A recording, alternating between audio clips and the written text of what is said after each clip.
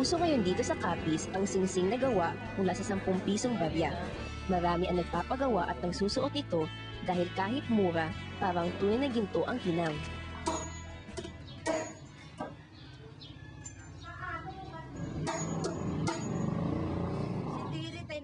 Kadalasan, ang ginagamit sa paggawa ng singsing ay ang 10 pisong inilabas ng Bangko Sentral ng Pilipinas noong 2001.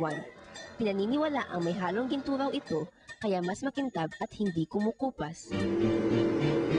Pero ang gawaing ito ay labag sa batas. Ayon sa Article 164 ng Revised Penal Code, ang sinumang sumisira ng barya ng ating bansa katulad ng 10 piso ay maaaring ikulong at dapat magbayad ng multa.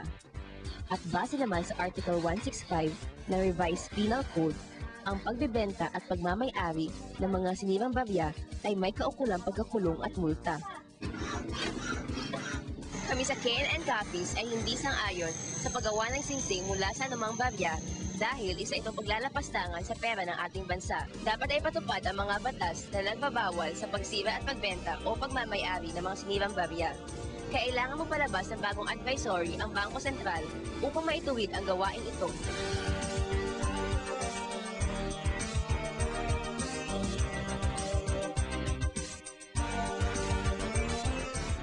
Ang Kabataan Express ay hatid sa inyo ng UNICEF.